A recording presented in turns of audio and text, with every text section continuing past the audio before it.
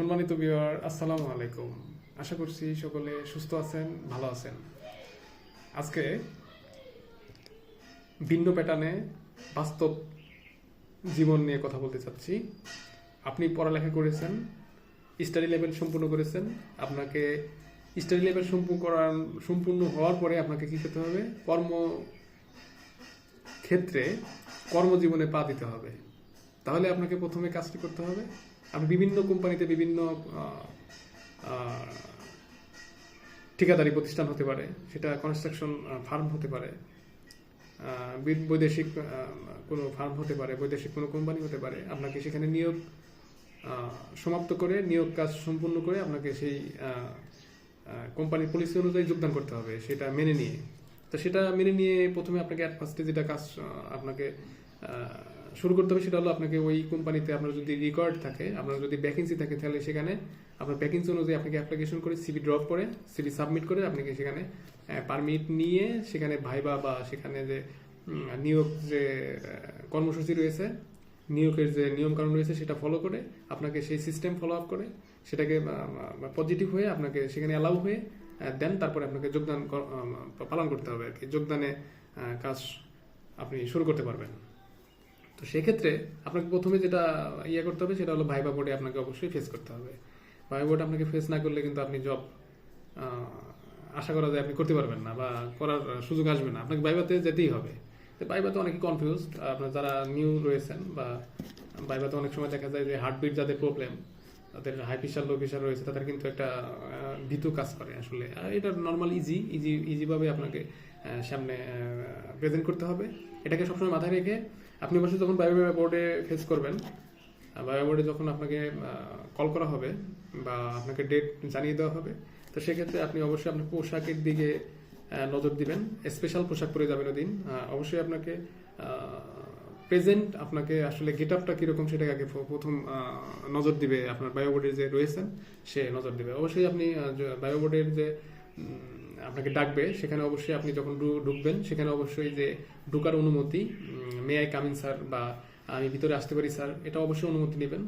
অনুমতি নিয়ে আপনাকে প্রবেশ করতে হবে, এটা অবশ্যই অ্যাট ফার্স্ট মাথায় রাখতে হবে। অনুমতি সাপেক্ষে তারপরে আপনি ঢুকে গেলেন। ঢুকে যাওয়ার পরে আপনি সিটে যখন আসন গ্রহণ করবেন সেখানে অবশ্যই অনুমতি চেয়ে নিতে হবে যে আমি স্যার বসতে পারি। হ্যাঁ, আপনি যদি আপনাকে বসতে বলে তারপর আপনি বলবেন যে ওই টাইমের মধ্যে, শর্ট টাইমের মধ্যে আপনি বলতে হবে যে স্যার আমি বসতে পারি প্লিজ স্যার।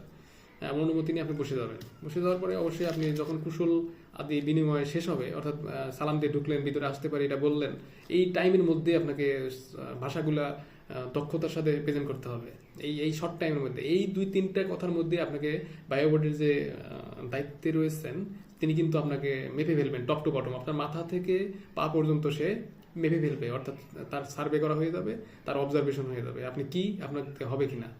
এটা কিন্তু একটা ফার্স্ট চয়েস। হ্যাঁ, এটা কিন্তু আপনাকে খেয়াল করতে হবে আপনি যখন বায়ো বোর্ডে প্রেজেন্ট করবেন। এটা কিন্তু টপ টু বটম আপনাকে খেয়াল করবে। কারণ আমি অনেকগুলো বায়ো বোর্ডে ফিজিক্যালি অ্যাটেন্ড করেছি, তো আমার সেই যোগ্যতা থেকে আমি আপনাদেরকে আমি জাস্ট বর্ণনা দিচ্ছি একদম জিরো লেভেল থেকে। আপনি যখন অনুমতি নিয়ে চেয়ারে বসলেন, আপনাকে অবশ্যই প্রশ্ন করা হবে, বা আপনার যদি কোম্পানি পলিসি অনুযায়ী আপনাকে কোনো প্রশ্ন থাকে সে প্রশ্ন আপনাকে দেওয়া হবে। সে প্রশ্ন আপনাকে অ্যান্সার করে দেন আপনি পরবর্তী যে কার্যক্রম রয়েছে সেগুলো আপনাকে ফিল আপ করতে হবে, সেগুলো ফলো আপ করতে হবে সিস্টেমেটিক্যালি। আপনাকে অবশ্যই কথা বলতে হবে কোনো কোম্পানির এমপ্লয়ীদের যাতে, বা আপনাকে যে সাপোর্ট দিচ্ছেন বা আপনার যে সহযোগী যে আপনাকে এই ধরনের অ্যারেঞ্জ করে দিচ্ছে তাদের সাথে অবশ্যই সম্বোধন করতে হবে। অবশ্যই স্যার শব্দটা যেন স্পষ্ট শুদ্ধ হয়, এটা খেয়াল করতে হবে। পাশাপাশি আপনাকে যখন আপনি বায়ো বোর্ডে অ্যাটেন্ড করলেন, চেয়ারে বসলেন, যখন আপনাকে প্রশ্ন করা হবে আপনাকে বলতে পারে বায়ো বোর্ড থেকে যে আপনি কোন টেকনিক্যাল থেকে পাস করেছেন বা কোন ইঞ্জিনিয়ারিং কলেজ থেকে আপনি ডিগ্রি অর্জন করেছেন। আপনাকে সঠিকভাবে শর্ট টাইমে দ্রুততার সাথে বলতে হবে। হ্যাঁ, আপনাকে তারপরে জিজ্ঞেস করতে পারে আপনি কোন বিষয়ে কাজের অভিজ্ঞতা, আপনার ব্যাকগ্রাউন্ড আপনাকে চেক করবে বা জানতে চাইবে। আপনি তখন শর্ট টাইমে বলে দিবেন যে আমি এই কাজের পারদর্শী, এই কাজ আমি সম্পূর্ণ করেছি, অমুক প্রজেক্ট, অমুক প্রোফাইল। সেটা আপনাকে কিন্তু কোম্পানির নেম সহকারে, আপনার প্রজেক্টের নাম সহকারে বলতে হবে শর্ট টাইমে, একদম শর্ট টাইমে। আপনাকে টাইম দিবে কম, প্রশ্ন অল্প এক কথায়, কিন্তু আপনাকে উত্তর দিতে হবে কয়েকটি কথায়। তাহলে আপনাকে শর্ট টাইমে বলতে হবে দ্রুততার সাথে, স্পষ্ট ভাষায়। এটা একটা ফ্যাক্ট।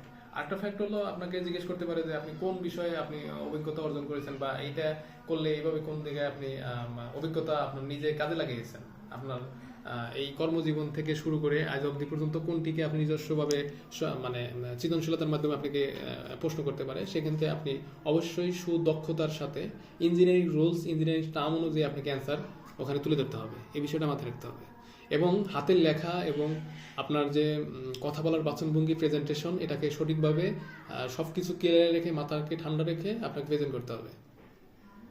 আপনি যদি প্রশ্নের অ্যান্সার না জানা থাকে অবশ্যই বলবেন সরি স্যার আমি এটা আমার জানা নেই বা আমি পারছি না, এইরকম কিছু বলা যাবে না। ওটা চুপ থাকতে হবে যে স্যার এটা আমি পারছি না, আমার জানা নেই, সঠিকভাবে বলতে হবে। হ্যাঁ, আর যদি আপনি না জানেন সেটাকে যদি ভুলভাল অ্যান্সার দেন তাহলে কিন্তু আপনি ক্রিটিক্যাল পর্যায়ে চলে যাবেন, আপনি কিন্তু নেগেটিভে যাবেন, পজিটিভে যেতে পারবেন না। আপনি সারেন্ডার করতে হবে যে স্যার এটা আমার জানা নেই, ঠিক আছে, মাথায় আসছে না, এটা বুঝতেছি না, এরকম কিছু একটা বলা যাবে না, আমার জানা নেই স্যার, এক কথায় অ্যান্সার, এটা কিন্তু মাথায় রাখতে হবে। আর যে সবকিছু মিলিয়েই আপনাকে বায়োবোর্ডে আপনাকে চ্যালেঞ্জিং গ্রহণ করেই আপনার পরবর্তী ধাপে আপনাকে পদায়ন করতে হবে।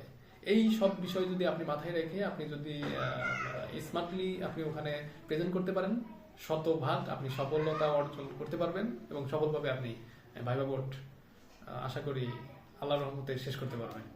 তো এই বিষয়গুলো আপনাকে মাথায় রেখে ভাইবা বোর্ড প্রেজেন্ট করতে হবে। যতগুলো ভাইবা বোর্ডে প্রেজেন্ট করবেন সেমভাবে আপনি এই ফলোগুলো এই দিক নির্দেশনাগুলো ফলো আপ করবেন, আশা করি আপনি সাকসেস হবেন আল্লাহর রহমতে। ভালো থাকুন, সুস্থ থাকুন, আল্লাহ হাফেজ।